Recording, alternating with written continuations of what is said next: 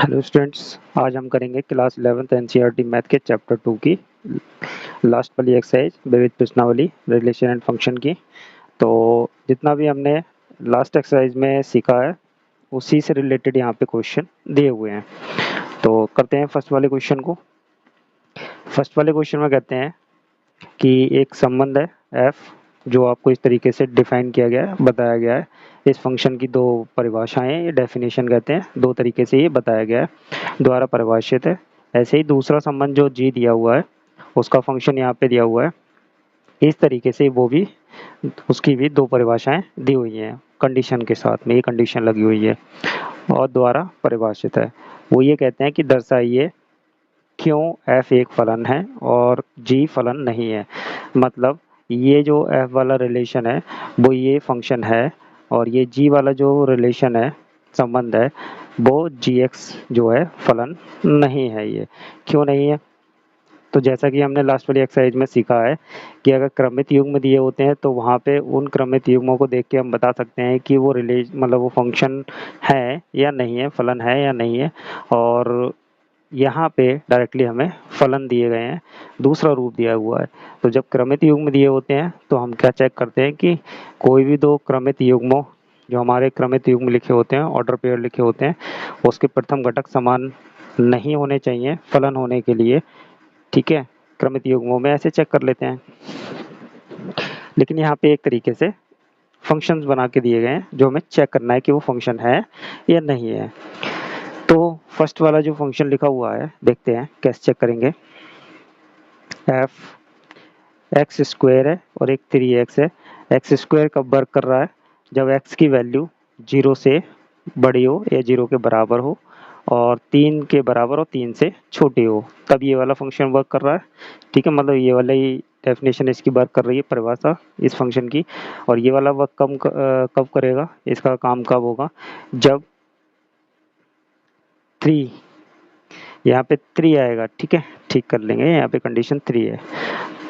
तो x की value बड़ी हो 3 और 3 के बराबर हो और छोटी हो 10 से और 10 के बराबर हो। इस तरीके से पहला वाला फंक्शन दिया हुआ है। अब हम पता करेंगे, दूसरे वाले को भी लिख लेते हैं, gx वाले को लिखते हैं। gx वाला फंक्शन हमें दे रखा है, क्या दे रखा है? सेम ही लिखा हुआ है ये, और इसकी बस कंडीशंस अलग हैं कि ये x की वैल्यू 0 से बड़ी और 0 के बराबर और 2 से छोटी और 2 के बराबर। और ये 3x कब वर्क करेगा? जब x की वैल्यू 2 से बड़ी और बराबर हो और 10 के बराबर और 10 से छोटी हो। ठीक है, तो हमने लास्ट में ये सीखा था कि जो फंक्शन होते हैं वो एक पॉइंट पे कभी भी दो वैल्यू नहीं देते। हाँ, दो पॉइंट पे एक वैल्यू दे सकते हैं वो। ठीक है, दो अलग अलग पॉइंट होंगे उन पे सेम वैल्यू आ सकती है, लेकिन एक ही पॉइंट पे दो वैल्यू नहीं हो सकती। जैसे हमने कहा था अभी कि दो क्रमित युग्मों के प्रथम घटक क्या नहीं होने चाहिए? एक जैसे नहीं होने चाहिए। प्रथम घटक है, ये दोनों एक जैसे नहीं होने चाहिए। मतलब हम यहाँ से अगर हम बात करें तो ये हमारे x की वैल्यू हो गई, फंक्शन की वैल्यू हो गई, इस दो पे फंक्शन की वैल्यू 3 है और इस वाले दो पे फंक्शन की वैल्यू 4 है। तो इस तरीके की ये वाली शर्त नहीं हो सकती है ना, मतलब प्रथम घटक समान नहीं हो सकते। ठीक है, तो एक ही पॉइंट पे दो अलग अलग वैल्यू फंक्शन नहीं दे सकता। ठीक है, वही शर्त हम यहाँ पे लगाएंगे उसको और चेक करेंगे। तो ये जो हमारे दो फंक्शन लिखे हुए हैं, पहले वाले के अंदर दो उसकी डेफिनेशन लिखी हुई है, ये दोनों में ध्यान से देखिए, एक कॉमन पॉइंट है 3। ठीक है, 3 हमारा कॉमन पॉइंट है। 3 पे ये वाला भी फंक्शन वर्क कर रहा है और 3 पे ये वाला भी चेक कर रहा है। तो इसलिए हम पहले चेक करेंगे इस वाले के लिए, f(x) में चेक करेंगे। ठीक है, f3 पे चेक करते हैं, 3 रखते हैं x की जगह पे, तो देखते हैं ये हमें पहले वाले का जो एक्स स्क्वायर है वो कितना हो जाएगा? 3 का स्क्वायर, दैट इज 9 हो गया। और दूसरा वाला क्या है? 3x है, तो 3 इंटू 3 कितना हो गया? 9 हो गया। मतलब देखिए ध्यान से कि 3 पर सिर्फ और सिर्फ एक ही वैल्यू आई है। ठीक है, क्योंकि ये जो दो फंक्शन लिखे हुए हैं वो एक ही पॉइंट पे डिफाइन करे गए हैं, एक दोनों में एक पॉइंट कॉमन है और एक पॉइंट पे एक ही वैल्यू आनी चाहिए या दो पॉइंट पे एक वैल्यू। ठीक है, क्लियर है? ये शर्त नहीं होनी चाहिए कि एक पॉइंट पे दो वैल्यू आ जाए। अगर दो वैल्यू आ जाएंगी तो बात ये हो जाएगी कि उनके प्रथम घटक क्या हो गए, समान हो गए, इसलिए वो फलन नहीं होगा। सेम केस हम जी एक्स के लिए चेक करते हैं। तो जी एक्स में भी हमारे पास क्या है, देखिए इसमें भी एक कॉमन पॉइंट है दो, ठीक है, इसमें भी एक कॉमन पॉइंट है दो, दो पे चेक करते हैं तो दो रखते हैं इसमें। तो यहाँ पे हमने रखा एक्स स्क्वायर है, तो दो का स्क्वायर कितना हो जाएगा, चार हो जाएगा। और दूसरा है आपका 3x है इसका, तो कितना हो जाएगा, 3 इंटू टू दैट इज 6। तो देखिए दो रखने पर हमें क्या मिल रहा है, चार और छः, मतलब एक पॉइंट पे फंक्शन दो वैल्यू दे रहा है, और यहाँ एक पॉइंट पे सिर्फ और सिर्फ ओनली वन वैल्यू दे रहा है, और यहाँ पे कितनी वैल्यू दे रहा है, वो दो वैल्यूज दे रहा है। तो इस यही बात है कि जो हमारा एफ एक्स है वो हमारा फलन है, और जो जी है वो जी एक्स जो है वो हमारा फलन नहीं है यार, क्योंकि जी एक्स वाला फलन एक बिंदु पर दो मान दे रहा है, और दो मान देगा तो यह फलन नहीं होगा। ठीक है, क्लियर है यहाँ तक डाउट? चलते हैं नेक्स्ट क्वेश्चन पे। क्वेश्चन नंबर 2 में हमें ये फलन दे दिया है और इसका मान हमें ज्ञात करना है। तो इन सब में हम वैल्यू रख लेते हैं, जैसे हमें यहाँ पे चाहिए f1.1 की वैल्यू और f1 की वैल्यू। तो f1 ले लेते हैं हम सबसे पहले, x की वैल्यू 1 डाल के यहाँ से f1 ले लेते हैं, तो 1 का स्क्वायर दैट इज 1 ही हो जाएगा। अब हम ले लेते हैं f1.1 की वैल्यू, वो कितनी हो जाएगी, 1.1 का स्क्वायर हो जाएगी, और 11 का स्क्वायर कितना होता है, 121 होता है, पॉइंट आ जाएगा दो के बाद में, ये वैल्यू आ गई। अब इन सब वैल्यूज़ को हम यहाँ पे पुट कर देते हैं इसमें। तो f1.1 minus f1 upon 1.1 minus 1 value डालते हैं इसमें, तो ये हो गई 1.21 माइनस का 1 अपॉन, इसको भी सॉल्व कर लेते हैं, यहाँ से वैल्यू कितनी बचेगी, 0.1। ठीक है, ऊपर वाले को सॉल्व करते हैं तो हमारे पास कितनी वैल्यू आ जाएगी, एक में से माइनस करेंगे 0.21। ठीक है, अपॉन में कितना है 0.1। ठीक है, पॉइंट रिमूव करा देते हैं, पॉइंट रिमूव करा देते हैं तो हमारे पास ऊपर हो जाएगा 10, नीचे हो जाएगा 100, ये कट गया। हमारे पास वैल्यू आ गई आपकी 21/10, जो हो गया आपका 2.1 आंसर। ठीक है, आसान था। करते हैं नेक्स्ट वाले को, क्वेश्चन नंबर 3 करते हैं, और हमसे इसमें क्या मांगा उन्होंने, प्रांत मांगा है। ठीक है, तो ये जो फंक्शन दिया हुआ है, ये जो फलन दिया हुआ है, फलन को ही फंक्शन कहते हैं। तो ये जो फलन दिया हुआ है एक तरीके से ये क्या है, परिमेय फलन है, ऊपर बहुपद है नीचे भी बहुपद है। तो परिमेय फलन होने के लिए आपको पता है कि क्या होता है कि एफ एक्स बटे जी एक्स, और इसमें हमारा जो जी एक्स होता है वो क्या नहीं होना चाहिए, जीरो के इक्वल नहीं होना चाहिए। मतलब अपॉन वाला जो बटे वाला पद है वो आपका जीरो नहीं होना चाहिए, जिससे हमारा फंक्शन क्या हो जाए, डिफाइन हो जाए। तो भाई डिफाइन होने के लिए परिभाषित हो जाए, परिभाषित का मतलब ये है कि जैसे ही हम इसमें x की कोई भी वैल्यू पुट करें और हमारा एफ एक्स का मान आना चाहिए, है ना। अगर हम x की कोई भी इसमें वैल्यू रख दें और वहाँ सॉल्व होने के बाद में हमारा एफ एक्स का मान अगर आता है तो हम बोल देते हैं कि हमारा फलन क्या है, परिभाषित है। अगर हमने यहाँ पे कोई भी x की वैल्यू ली जिसपे ये पूरा क्या हो गया आपका, इन्फिनिटी हो गया। ठीक है, इन्फिनिटी हो गया, अनंत हो गया। इसी अनंत को हम हिंदी में, इंग्लिश में क्या कहते हैं, नॉट डिफाइंड कहते हैं, और हिंदी में कहते हैं अपरिभाषित। ठीक है, अगर ये अनंत बन रहा है तो ये क्या हो जाएगा, अपरिभाषित हो जाएगा। ठीक है, तो अपरिभाषित ये परिमेय फलन है। अपरिभाषित होने के लिए आप जानते हैं कि एनीथिंग अपॉन जीरो करेंगे तभी क्या होता है, इन्फिनिटी आता है, और ऊपर अगर जीरो आ जाए और नीचे कुछ भी हो तो क्या होता है, फाइनली जीरो होता है। तो ये वाली कंडीशन नहीं होनी चाहिए कि इसके हर में क्या नहीं होना चाहिए, जीरो, तभी यहाँ पे हम ये लिखते हैं कि ये जी एक्स जो है जीरो नहीं होना चाहिए। तो मेनली ये फंक्शन किस पे डिपेंड कर रहा है, कि यहाँ पे डिपेंड कर रहा है एक्स की जो जो वैल्यू आती जाएंगी, एक्स की वैल्यू जो जो होंगी उसी पे आपका एफ एक्स का मान आएगा, और एफ एक्स ही क्या होता है, आपका बाई होता है, और बाई पे ही आपकी क्या मिलती है, रेंज मिलती है। आपको याद है ना, ग्राफ में रेंज किस में मिलती है, देखिए ये हमारा ग्राफ है, कार्टेशियन प्लेन है, ये एक्स अक्ष है, इस पे आपको मिलेगी डोमेन, ठीक है, जिसे आप प्रांत कहते हैं, और बाई एक्सिस पे क्या मिलेगी आपको, रेंज, जिसे आप क्या कहते हैं, परिसर कहते हैं। ठीक है, तो हमें क्या चाहिए यहाँ पे, इसका प्रांत चाहिए। ठीक है, तो अब हमें प्रांत निकालना है, तो प्रांत निकालने के लिए हमें किसकी वैल्यू देखनी है, एक्स की। तो अब हमें पता चल गया कि ये नीचे वाले से पे ही डिपेंड करेगा। अगर यहाँ पे ये नीचे वाला जीरो कब हो सकता है, तो आप गुणनखंड करके पता कर सकते हैं नीचे वाला किन किन पॉइंट पे जीरो होगा। तो हमें क्या करना होगा, हम इस बात को लिखेंगे कि x square minus 8x plus 12, यहाँ पे लिखेंगे फलन। चलिए दोबारा से लिखते हैं इस बात को साफ साफ, फलन एफ एक्स परिभाषित होने के लिए x square minus 8x plus 12 not equals to 0, ये वैल्यू 0 के बराबर नहीं होनी चाहिए। अब यहाँ से हम क्या निकाल लेंगे, यहाँ से हम निकालेंगे अपने वो वाले पॉइंट जिस पे वो ये वाली वैल्यू क्या हो रही होगी 0। तो यहाँ से गुणनखंड कर लेते हैं इसके, एक्स स्क्वायर माइनस का 6 दूनी 12, 6 प्लस 2 एक्स प्लस 12, ठीक है, नॉट इक्वल्स टू 0। यहाँ से सॉल्व करते हैं तो एक्स स्क्वायर माइनस का 6x माइनस का 2x plus 12 not equals to 0।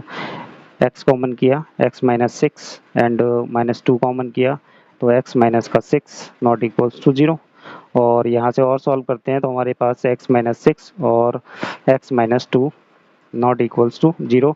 और x किसके बराबर नहीं होना चाहिए, x not equals to 6 and x not equals to 2, मतलब 6 और 2 को छोड़ के बाकी सभी इसकी क्या हो जाएगी, x की वैल्यू पे ये फलन परिभाषित होगा, मतलब सभी पे ये वैल्यू देगा। 6 और 2 रख देंगे तो ये हर में क्या बन जाएगा, यहाँ पे 0 बन जाएगा, और 0 बन जाएगा तो जिससे क्या हो जाएगा, ये अपरिभाषित हो जाएगा, ठीक है ना।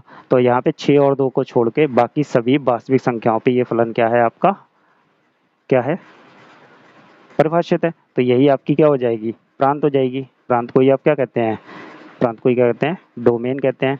तो डोमेन कैसे लिखेंगे, ऑल रियल नंबर्स में से क्या माइनस कर देंगे आप, 6 और 2, 6 और 2 को छोड़ के बाकी सभी रियल नंबर्स पे ये क्या हो जाएगा, फलन परिभाषित हो जाएगा, भाई इसकी क्या हो जाएगी, डोमेन हो जाएगी। चलिए करते हैं नेक्स्ट वाले क्वेश्चन को। क्वेश्चन नंबर 4 करते हैं। इसका ग्राफ नहीं बना सकते हम, ये रूट वाला फंक्शन है, तो इसे हम आसमीकाओं के थ्रू सॉल्व करेंगे। अगर हमारे पास फंक्शन ये दिया हुआ है कि रूट एक्स माइनस 1 और ये कह रहे हैं कि द्वारा परिभाषित वास्तविक फलन f का प्रांत तथा परिसर ज्ञात कीजिए, ठीक है। वास्तविक फलन है तो मतलब x कहाँ से बिलोंग कर रहा है, आपका रियल नंबर से।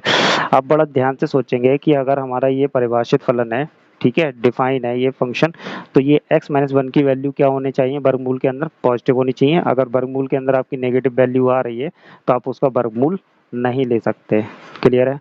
तो यहाँ पे अंदर क्या होगा, ये पॉजिटिव होगी, तो हम इस बात को लिख सकते हैं x माइनस 1 क्या होना चाहिए, शुड बी ग्रेटर देन और इक्वल टू 0। भाई प्लस के नंबर ऐसे ही बताए जाते हैं कि वो 0 से बड़े होते हैं, तो अब आपको ऐसे ही बताना है, तो अंदर की वैल्यू क्या होनी चाहिए अगर वर्गमूल लेना है इसका, तो और आंसर आना चाहिए परिभाषित है फलन, तो अंदर का नंबर प्लस होना चाहिए, माइनस होगा तो आप वर्गमूल नहीं ले सकते। तो अंदर वाला जो नंबर है वो हमने बोल दिया कि वो 0 से बड़ा है और या 0 भी हो सकता है, ठीक है, क्लियर है। यहाँ से हम वैल्यू निकालते हैं, तो आसमीका में आप क्या करेंगे, अब इसमें आप +1 कर देंगे, दोनों साइड +1 होगा, तो जैसे ही +1 होगा तो इधर से प्लस -1 और +1 कट जाएगा, x रह जाएगा, साइन में कोई चेंजेस नहीं होगा, और 1 + 0 कितना हो जाएगा, 1 हो जाएगा। मतलब x का मान क्या होना चाहिए, 1 से लेके बड़ा होना चाहिए, 1 हो और या 1 से बड़ा हो, और x क्या देता है आपको, डोमेन देता है, मतलब प्रांत देता है।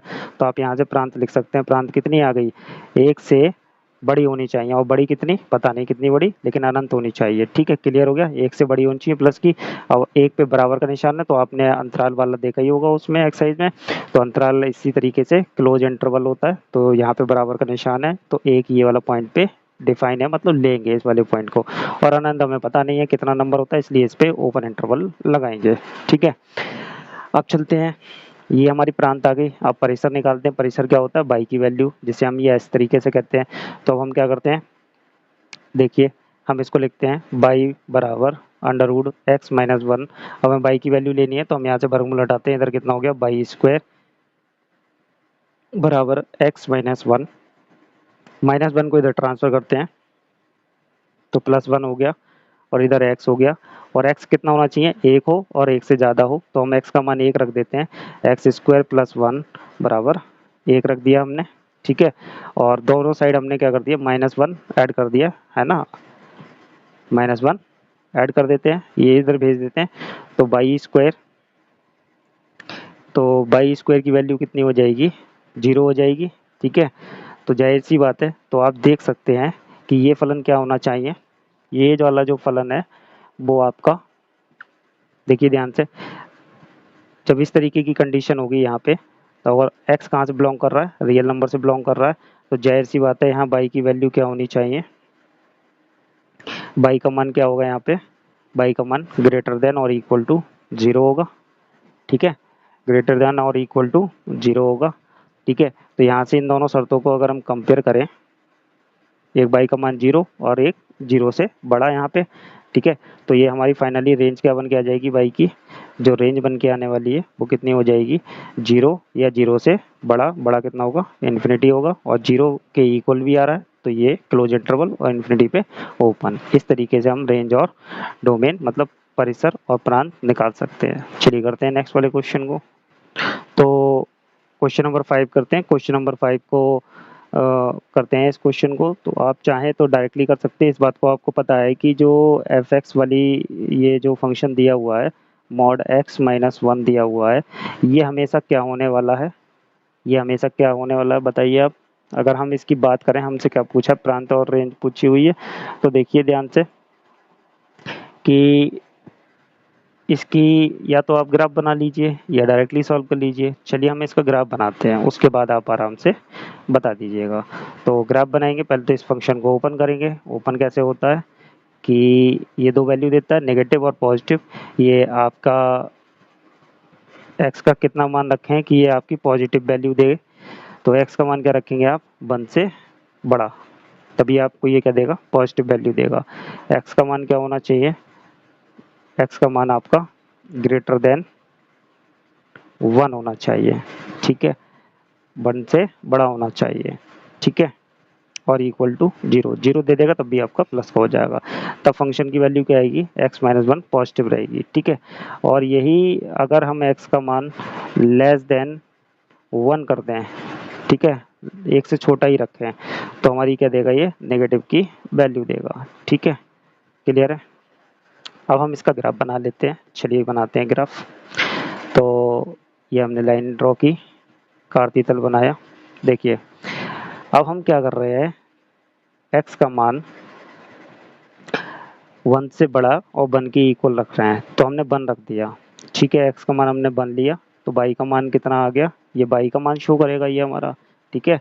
तब हमारा ये वाला फलन काम कर रहा है। अभी हम प्लस की वैल्यू पे चल रहे हैं, तो ये वाला फंक्शन काम करेगा। तो हमने यहाँ पे 1 वैल्यू ले ली, तो वो हमारी 1 से बड़ी हो गई और 1 के बराबर भी होगी, पॉजिटिव हो गई, तो ये वाली वैल्यू काम करी तो कितना आया, 0।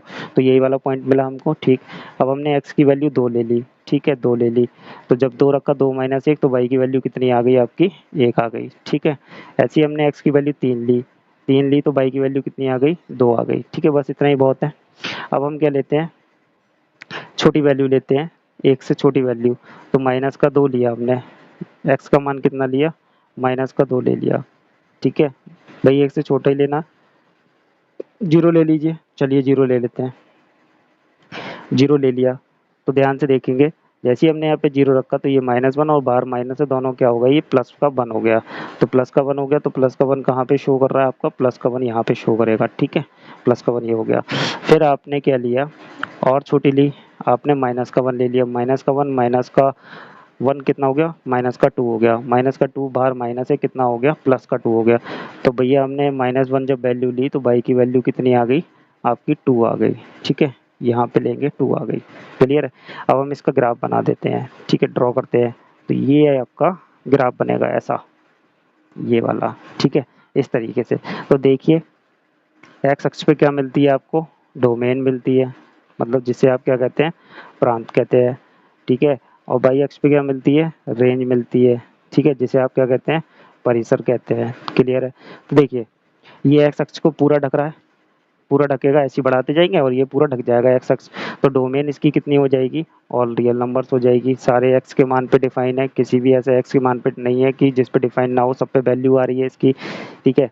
नेक्स्ट अब बाई की बात करें, रेंज की बात करें, तो रेंज में क्या दे रहा है, सिर्फ और सिर्फ इस से ऊपर वाली वैल्यू, मतलब बाई की पॉजिटिव वैल्यू दे रहा है। तो बाई की पॉजिटिव वैल्यू कहाँ से दे रहा है ये आपकी, बताइए कहाँ से कहाँ तक दे रहा है बाई की वैल्यू आपकी, 0 से इन्फिनिटी, मतलब positive, positive real numbers they रहा है। कैसे दे रहा है, पॉजिटिव रियल नंबर्स।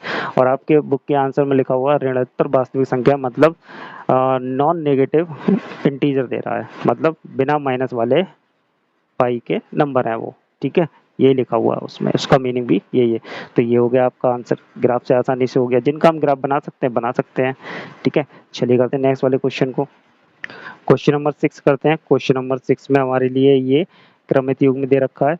तो भाई अगर हमने x बिंदु लिया तो x बिंदु पे वैल्यू कितनी आ रही है फंक्शन की, इतनी वैल्यू आ रही है। तो हम इसको इस तरीके से भी लिख सकते हैं कि हमने अगर x लिया है तो x पे कितना मान आ रहा है, x square upon 1 plus x square. और x कहाँ से बिलोंग कर रहा है, x आपका बिलोंग कर रहा है रियल नंबर से।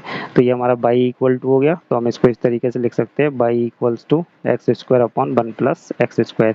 अब हमें क्या चाहिए, इसका परिसर चाहिए। परिसर में आपको किसकी वैल्यू चाहिए, बाई की वैल्यू चाहिए। तो वही अब हम इसकी कैची की मल्टीप्लाई करते हैं बाई की वैल्यू निकालने के लिए, क्योंकि अगर हम यहाँ से लेंगे तो वो एक्स की वैल्यू मतलब डोमेन आएगा। तो ये हमारे पास कितना हो गया आपका, by plus by x square बराबर एक्स स्क्वायर। इसको इधर ट्रांसफर कर देंगे तो बाई बराबर आपका कितना हो गया, एक्स स्क्वायर माइनस का बाई एक्स स्क्वायर, ठीक है। और यहाँ से अब हम वैल्यू निकालते हैं तो बाई बराबर, देखिए यहाँ से एक्स स्क्वायर कॉमन किया तो 1 माइनस बाई हो गया।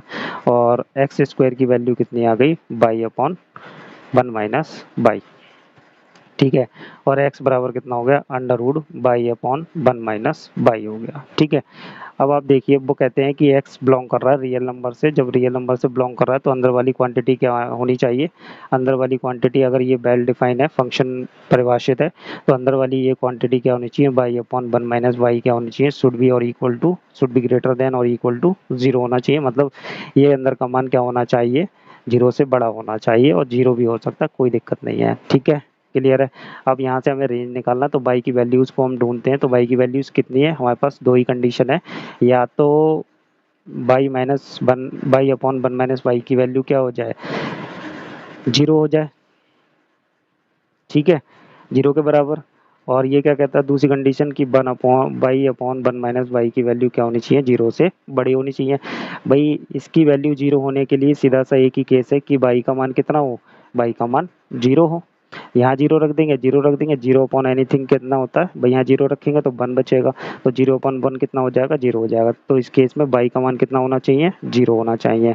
यहाँ चेक करते हैं, यहाँ चेक करते हैं यहाँ कितनी वैल्यू आएगी। देखिए यहाँ पे क्या होगा, यहाँ पे दो कंडीशन बनेगी, या तो बाई का मान क्या हो,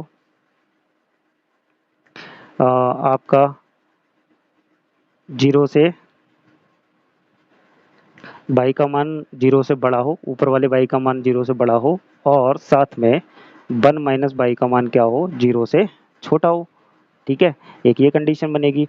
और दूसरी कंडीशन क्या बनेगी कि ये दोनों नंबर क्या हो गए, पॉजिटिव हो गए, भाई ऊपर वाला ही पॉजिटिव नीचे वाला ही पॉजिटिव, तभी ये क्या होगा, 0 से बड़ा होगा। भाई हमें क्या करना है, ये वाली पूरी क्वांटिटी क्या करना है, 0 से बड़ी करनी है, मतलब पॉजिटिव करनी है, क्लियर है। हमें इसे क्या बनाना है, पॉजिटिव बनाना। पॉजिटिव बनाने के लिए हमने क्या किया, ऊपर हमने पॉजिटिव बनाया, ठीक है, ऊपर हमने 0 से बड़े नंबर रखे, और नीचे हमने माइनस से छोटे नंबर रखे, ठीक है, माइनस से छोटे, 1 माइनस बाई से हमने छोटा नंबर रखा, 0 से छोटा नंबर रखा, जिसकी वजह से नीचे क्या हो जाएगा प्लस, ऊपर भी क्या हो जाएगा प्लस हो जाएगा। दूसरा कंडीशन क्या होगा कि अगर हम यहाँ पे नेगेटिव नंबर रखें, ठीक है, ऊपर हमने रखा, दूसरी कंडीशन में हम यहाँ लिखते हैं, ऊपर से हमने रखा कि बाई का इसका मान हमने छोटा रखा, ठीक है, और इसका मान हमने क्या रखा, बड़ा रखा, ठीक है, कि 1 माइनस बाई हमने क्या रखा, बड़ा कर दिया, ठीक है।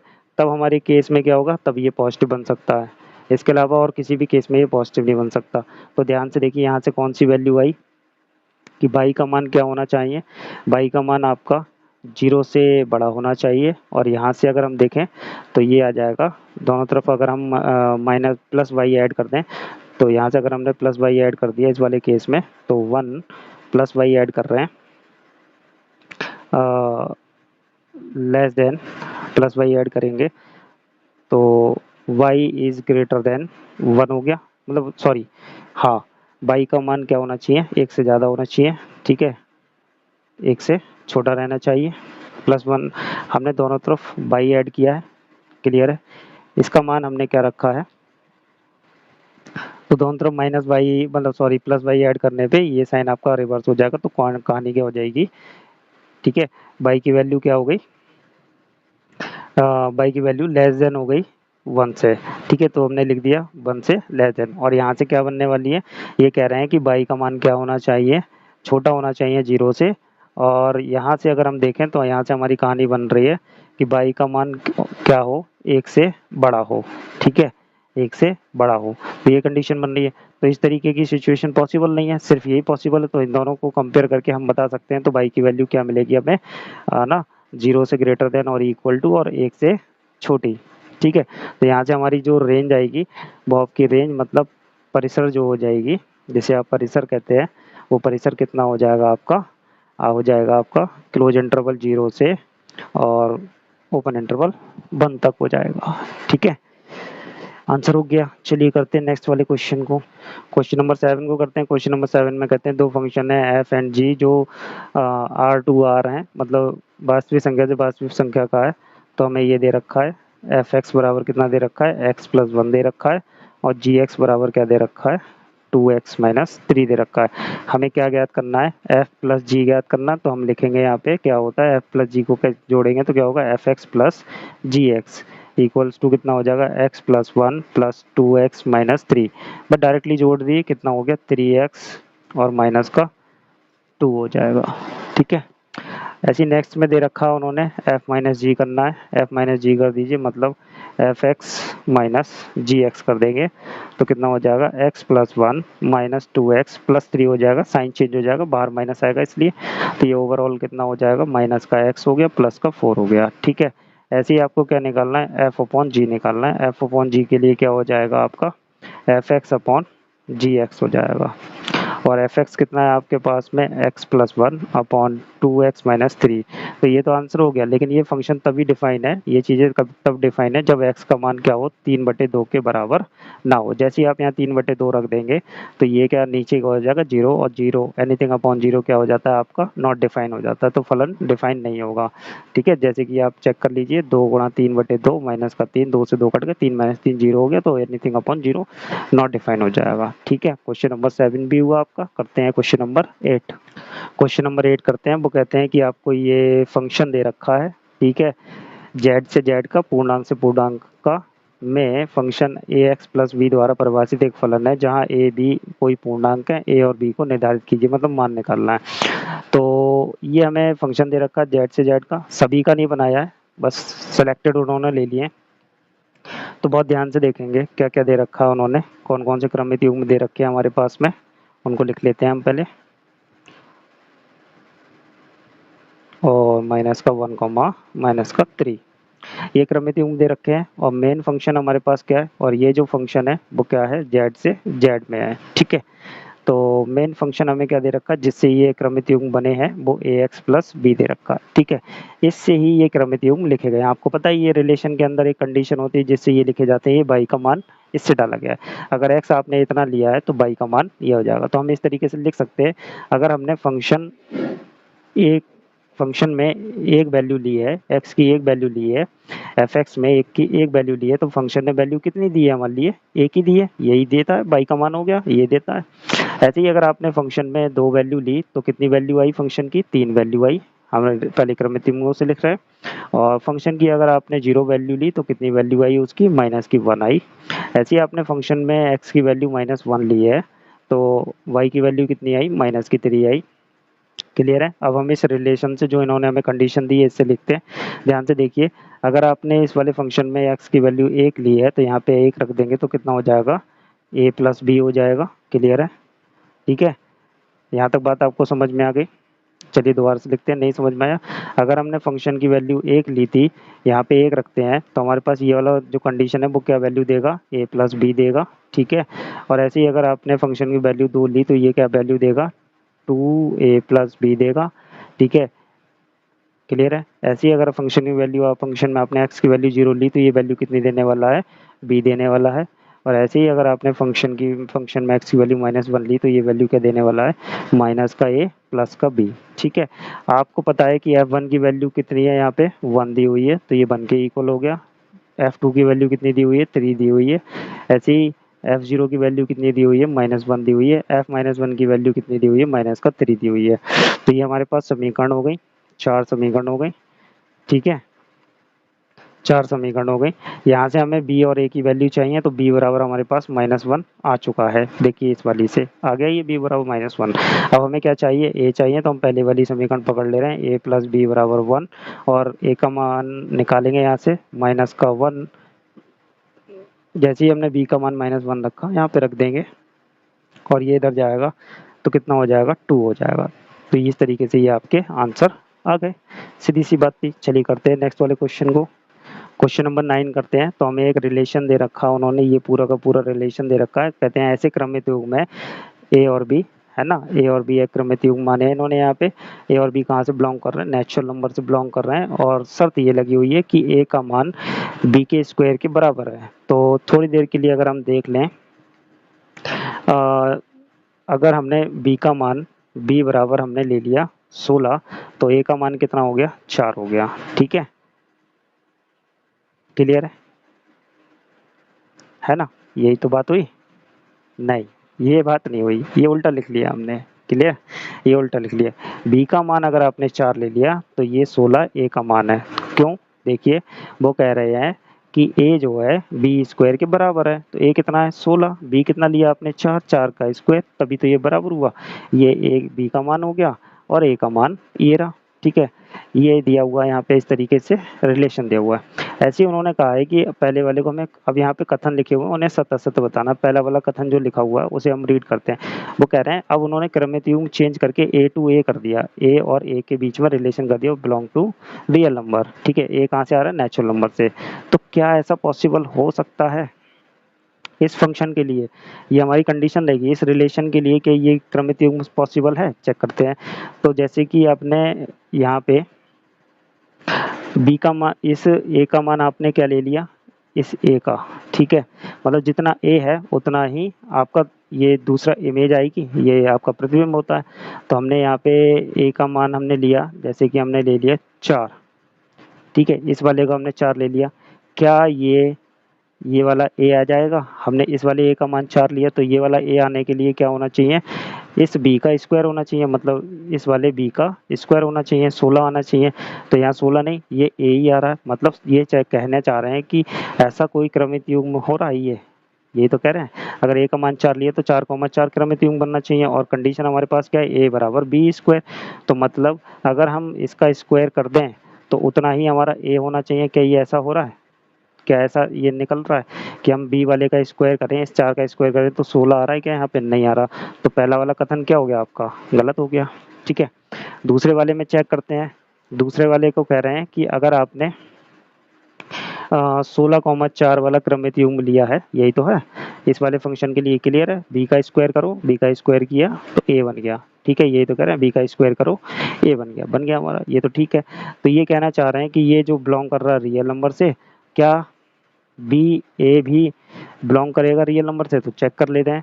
तो यहाँ पे उन्होंने चेंज कर दिया, लेकिन फंक्शन हमारा अब हमारे क्या होगा, ये जो ए है वो बी का काम करेगा और जो बी है वो ए का वर्क करेगा। ठीक है, इसे चेक करते हैं।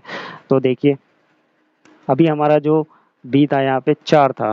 ठीक है, बी का मान कितना है 4, अब वो किसका मान हो जाएगा, हमारा ए का मान हो जाएगा। ठीक है, तो यहाँ पे हमारा क्या 4,16 पॉसिबल है भाई, इसका उल्टा ही तो बोल रहे हैं वो। अगर हमारा ये क्या है, ये हमारा A comma B belongs to R है, तो ए का मान 16, बी का मान 4 हो गया। इसी का रिवर्स कर दो तो क्या ये पॉसिबल है, कहाँ पॉसिबल है, वो ये शर्त लगा के बैठे हैं ना, ये फंक्शन लगा के बैठे हैं कि ए बराबर बी स्क्वायर होना चाहिए। तो ए कितना है 4 है, और 4 कभी भी बराबर नहीं होगा 16 के स्क्वायर के। तो दूसरा वाला भी क्या हो गया, गलत हो गया। ठीक है, दूसरा वाला भी हमारा क्या हो गया, गलत हो गया। तीसरे पे चेक करते हैं। तीसरे वाले में कहते हैं कि A B belongs to R. चलिए A B belongs to R लिख लेते हैं, 4,2 लिख लिया भाई। बी का स्क्वायर करेंगे ए आ गया, बी का स्क्वायर करा ए आ गया। ठीक है, ये बिलोंग्स टू आर हो गया। बी सी ले लेते हैं, बी सी लेते हैं, बी सी में कौन सा ले लें, 9,3 ले लिया हमने, 9,3 ले लिया, बिलोंग्स टू आर हो गया। बी का स्क्वायर करा तो सी का स्क्वायर करा तो बी बन गया, है ना। ऐसे ही है ना, हमारे पास फंक्शन कौन सा चल रहा है, फंक्शन आपका ये वाला चल रहा है। ठीक है, मतलब दूसरे वाले घटक का आप स्क्वायर करो, पहला वाला बन जाए, सीधा सीधा फंक्शन का मीनिंग ये है। क्लियर है, फंक्शन का मीनिंग क्या है, दूसरे घटक का स्क्वायर करो वो पहला वाला घटक बन जाए। तो हमारा दूसरा घटक कितना है, 3, तो पहला वाला उसका स्क्वायर है, ठीक है। तो वो कह रहे हैं कि ए और सी बिलोंग्स टू आर होगा, मतलब ए और सी, ए ये है और सी ये है, तो सॉरी बी लेना है। तो यहाँ पे तो ये चेंज करने पड़ेंगे क्योंकि इसमें आपको ये बी दोनों सेम होने चाहिए, ठीक है। चलिए ऐसा क्रमित युग्म बना लेते हैं, बनाइए, क्वेश्चन गलत हो जाएगा यहाँ पे क्योंकि ये दोनों सेम नहीं है, सेम लेने पड़ेंगे। तो ले लेते हैं, जैसे हमने 16 ले लिया, 16,4 हो गया, ठीक है, 16,4 हो गया पहला, और दूसरा क्या हो जाएगा, 4,2 हो जाएगा, ठीक है। देखिए इसका स्क्वायर करेंगे तो ए आ गया, इसका स्क्वायर करेंगे तो बी आ गया, ये हमारा सी हो गया, ठीक है। ये दोनों तो बिलोंग्स टू आर हो गए, क्लियर है। ऐसे ही हमसे कह रहे हैं ए और सी के बिलोंग्स टू आर होंगे, तो ए कहाँ पे है आपका, ये रहा ए 16 है, और सी कहाँ है ये, तो क्या 2 का स्क्वायर 16 के बराबर होगा, नहीं होगा, नहीं होगा ना, बिल्कुल नहीं होगा। तो ये does not belongs to R हो जाएगा, तो ये वाला भी हमारा गलत हो गया। हमें यहाँ पे ऐसे क्रमित युग्म लेने हैं जिसमें दोनों के बी समान हो, तो भाई बी हमारे समान हो गए, इसमें बी यहाँ पे, इसमें बी यहाँ पे, इसमें दूसरा घटक है, इसमें पहला घटक है, इसमें दूसरा घटक है, इसमें पहला घटक है, इसलिए हमें चेंज करने पड़े ये वाले क्रमित युग्मों को हटा के, ठीक है। ये तीनों गलत हो गए। करते हैं नेक्स्ट वाले क्वेश्चन के लिए, क्वेश्चन नंबर 10 करते हैं। क्वेश्चन नंबर 10 में कहते हैं ए समुच्चय है, बी समुच्चय है, और उनसे ये फंक्शन हमने, मतलब जो भी हमने रिलेशन है, जो भी फंक्शन है वो हमने बना लिया, ये हमारा 2 लिखा हुआ है, ठीक है। तो क्या निम्नलिखित कथन सत्य है, पहला कथन कहते हैं कि एफ जो है ए से बी में एक संबंध, तो रिलेशन क्या होता है, रिलेशन का मतलब, संबंध का मतलब आपको बताया था, ए के घटकों का बी के घटक से क्या होना चाहिए, संबंध होना चाहिए, कोई ना कोई रिलेशन, कैसा भी रिलेशन हो, ठीक है। ए के घटक का बी के, मतलब जो ए समुच्चय के अवयव हैं उनका बी समुच्चय के अवयव से रिलेशन होना चाहिए, पेयर बनना चाहिए, तो बन रहा है पेयर, वन का 1 के साथ में या 1 का 5 के साथ बन रहा है, ठीक है ना, 2 का 9 के साथ ले लिया, सही है।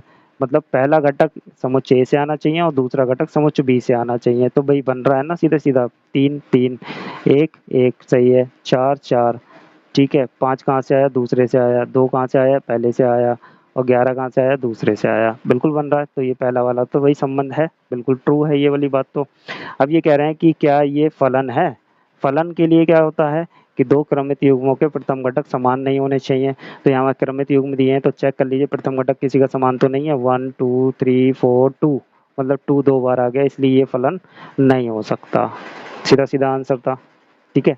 करते हैं नेक्स्ट वाले क्वेश्चन के लिए, क्वेश्चन नंबर 11 करते हैं। क्वेश्चन नंबर 11 में कहते हैं मान लीजिए कोई एक फंक्शन इस तरीके से डिफाइन है, परिभाषित है, z क्रॉस z का एक उपसमुच्चय है, तो क्या z से z में एक फलन है, तो बात कर लेते हैं, लिखते हैं क्या दे रखा है हमें, कि ऐसे क्रमित युग्म है कि a into b comma a plus b, ऐसे क्रमित युग्म ये लिखे हुए हैं कि ए और बी कहाँ से बिलोंग कर रहे हैं, जेड से बिलोंग कर रहे हैं, जेड क्या होता है, पूर्णांक होते हैं, ठीक है।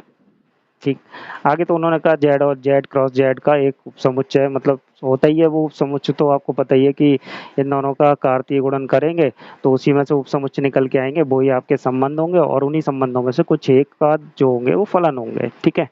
तो अब हम बात कर लेते हैं कि क्या ये फंक्शन होगा, जेड से जेड में ये एक फंक्शन होगा, तो कुछ वैल्यू लेके चेक करते हैं। जैसे देखिए आपको पता है फलन होने के लिए क्या होता है, फंक्शन एक पॉइंट पे एक ही वैल्यू देना चाहिए, 2 वैल्यू नहीं देना चाहिए, मतलब 2 क्रमित युग्मों के या जो भी क्रमित युग्म है उनके प्रथम घटक समान नहीं होने चाहिए। तो चेक करते हैं, चलिए बनाते हैं क्रमित युग्म, बनाते हैं कुछ वैल्यू लेके। तो देखते हैं पहले केस में, देखते हैं अगर मैंने ए की वैल्यू 1 ले ली और बी की वैल्यू कितनी ले लूँ मैं, 6 ले लेता हूँ, तो देखिए क्रमित युग्म बनाते हैं, तो पहले कैसे लिखा जाएगा, पहला क्रमित युग्म लिखा जाएगा इन दोनों की मल्टीप्लाई करके, 6 कम 6 हो गया, कॉमा 6 प्लस 1 कितना हो गया, 7 हो गया, क्लियर है।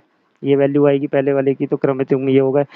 अब ए की वैल्यू कुछ ऐसी भी हो सकती है 2, और बी की वैल्यू क्या हो सकती है, 3 हो सकती है, बिल्कुल हो सकती है। तो भाई इसके क्रमित युग्म लिखते हैं, तो पहले इन दोनों की गुणा 6 और फिर इन दोनों को जोड़ देंगे 5। तो ध्यान से देखिए दो क्रमिक युग्म हमने इनके पूर्णांक के उठा के बनाए तो उसमें 6 पे डबल वैल्यू दे रहा है। ऐसे बहुत सारे केस हो जाएंगे, एक थोड़ी नहीं है। दूसरा भी चेक कर लीजिए अगर हमने ए की वैल्यू 1 और बी की वैल्यू 7 ले ली तो हमारे पास क्या आ जाएगा 7 कॉमा 8 आ जाएगा। और अगर हमने ए की वैल्यू 6 की जगह पे आप ऐसा करिए 9 ले लीजिए, चलिए। और यहाँ ए की वैल्यू 3 और बी की वैल्यू भी 3 ले ली, ठीक है। तो यहाँ पे 9 हो जाएगा। तो यहाँ पे कितना हो गया 9, 3 3 9 और 3 और 3 6। तो देखिए 9 पे भी आपकी क्या आ गई, 2 वैल्यू आ गई। तो ये जो रिलेशन हमें दे रखा है, ये जो रिलेशन दे रखा है संबंध, ये फंक्शन नहीं होगा क्योंकि ये एक बिंदु पे 2 इमेज दे रहा है, ठीक है, क्लियर है। 2 वैल्यू दे रहा है इसलिए ये फलन नहीं हो सकता, क्लियर है बात। चलिए करते हैं नेक्स्ट वाले क्वेश्चन को। क्वेश्चन नंबर 12 करते हैं। क्वेश्चन नंबर 12 में हमें ए समुच्चय दे रखा है, क्या दे रखा है, ए समुच्चय में 9, 10, 11, 12 एंड 13 और फलन दे रखा है हमें, क्या दे रखा है, F N equals to N दे रखा है। और एन का महत्तम, इस शब्द का बहुत यूज है, महत्तम अभाज्य गुणक ये दे रखा है हमें। और फंक्शन किस में है, ए से नेचुरल नंबर में है, ए समुच्चय है और नेचुरल नंबर से इसका फलन बना हुआ है। चलिए बनाते हैं। तो जैसे अब ये n कहाँ से आएगा, अब n आपको पता है, ये वाला n कहाँ से आने वाला है, ए समुच्चय से ही आने वाला है। तो अगर हमने f9 वैल्यू ले ली तो यहाँ पे जो वैल्यू आनी है वो क्या आनी है भाई, इसका महत्तम अभाज्य गुणक आना है। तो इसका पहले अभाज्य गुणक बना लीजिए, अभाज्य गुणनखंड कर लीजिए 9 के, कितने आएंगे 3 3 9 3 एकम 3। तो इसका महत्तम मतलब बड़ा वाला, ठीक है, बड़ा वाला। इन दोनों में बड़ा कौन है, 3 ही है तो 3 ही रहेगा। ऐसे ही n की वैल्यू अब 10 ले लेंगे, 10 ले ली तो 10 पे 10 के फैक्टर करेंगे तो 10 के कितने हो जाएंगे 5 2 जा 10 2 1। तो इन दोनों में अभाज्य गुणक कौन है, ठीक है, ये n बराबर 9 के लिए, ये n बराबर 10 के लिए। तो इसमें महत्तम अभाज्य गुणक कौन सा है, इसमें 5, तो ये 5 आ गई, ठीक है। ऐसे ही नेक्स्ट n इक्वल्स टू 11 के लिए, तो सभी के लिए निकालना है। तो 11 में तो भाई 11 का तो 11 ही आएगा, तो 11 ही आ जाएगा। 12 लेना है तो 12 में इसके करेंगे तो 3 दूनी 6 दूनी 12। तो सबसे बड़ा महत्तम पूर्णांक महत्तम गुणक कौन सा हो गया, अभाज्य 3 हो गया, 3 ले लिया, ठीक है। अभाज्य वाला लेना है, क्लियर है। तो नेक्स्ट है 13, n इक्वल्स टू 13। तो f13 की वैल्यू कितनी हो जाएगी भाई, 13 खुद एक अभाज्य नंबर है तो 13 ही आ जाएगा। अब हमें क्या लिखनी है, इसकी रेंज लिखनी है। तो भैया इसकी रेंज मतलब परिसर लिखना है, परिसर लिखते हैं। तो परिसर कितना हो जाएगा इसका, आसान है परिसर लिखना, 3 5 11 3 13, ठीक है। ये इसकी परिसर हो गई। क्यों, क्योंकि ये प्रथम घटक से आएगा तो ये इसके द्वितीय घटक हैं। ये सब किसकी वैल्यू है, बाई की, सब किसकी वैल्यू है, बाई की, ठीक है। और क्रमिक युग्म कैसे लिखे जाते हैं, x बाई, x कहाँ से बिलोंग कर रहा है, पहले से मुझसे, बाई कहाँ से आ गया, ये वैल्यूज हमने निकाल ली। तो ये चैप्टर आपका फिनिश हो गया। चलिए करते हैं अपने नेक्स्ट वाले चैप्टर को, ट्रिग्नोमेट्री वाले को।